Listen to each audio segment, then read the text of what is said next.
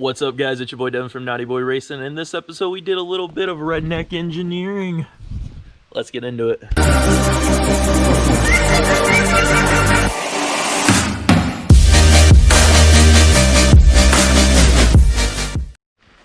Alright guys, so I've completely busted ass to get to the track last night. I've been pulling insane hours every day between school and work, and being the only one who wrenches on the race car during the week for the majority of it.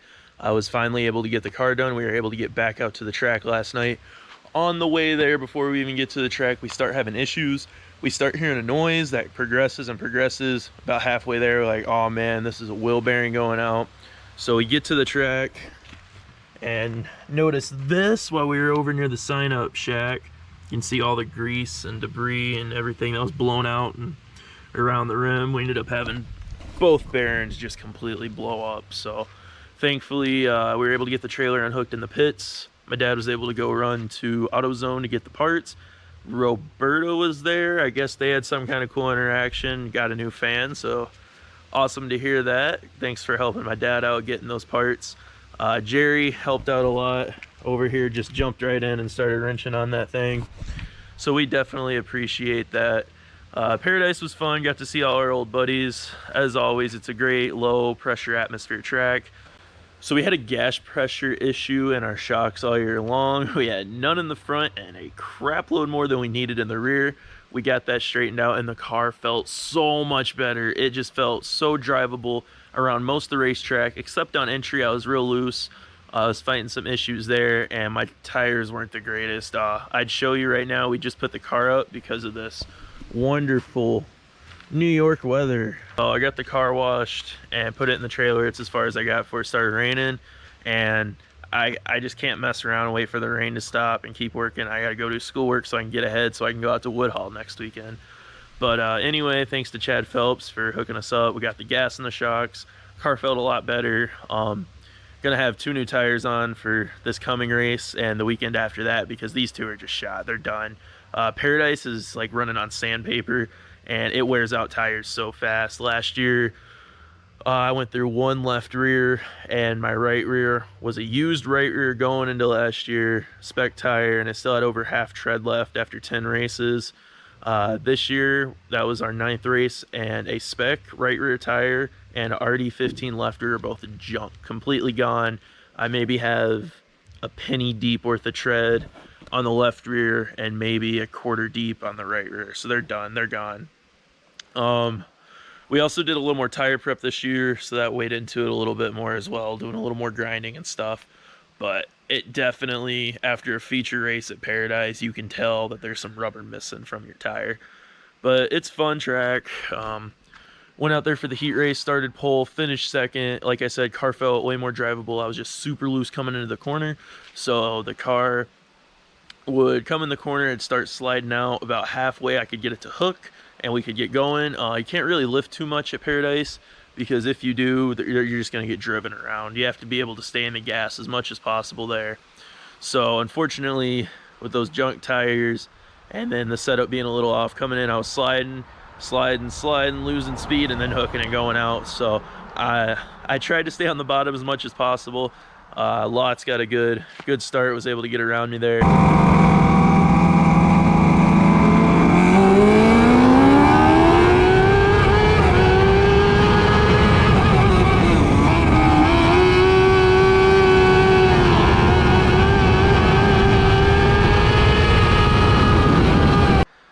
But still managed to make the redraw. Went ahead, redrew, and got the pole. So that's the first pole I've gotten for a feature event in God knows how long. Unfortunately, our car was just a little off and on junk tires, but that doesn't mean I'm not going to give an inch. I'm not going to let anybody win easily. So went out there and did a little something different on the start. I had Phelps on my right side, who usually gets a pretty good start, and I had Lots right behind me. And I know Timmy, he's going to try to make it 3 wide. He's going to try to go low, but I wasn't going to let that happen. So I got a pretty good start on the first one. There ended up being a caution, relined up double file, got another pretty decent start, caution, and You'll have to see in the feature event. I can't remember if we did another double file and then a single, or so I can't remember if we did a third double file or we went right to the single file. But the single file restart, I was gone. That Motion Pro Industries, Chad and Decker, Fulham Cleaning, Carpenters, Custom Carts, Kendra's Photography, Red Bull Radio, PC Graphics ride was out of there. Came real low into the corner, held them off in turns 3 and 4. Went into 1 and 2 for the second lap, and just like the heat race coming in, slid right up and Phelps got under me. But I was gonna try to hold the lead for as long as possible. I got 1 lap, so it's better than nothing. I ain't gonna give anybody an inch, but unfortunately the car wanted to. Ended up falling back to 7th by the end of the race.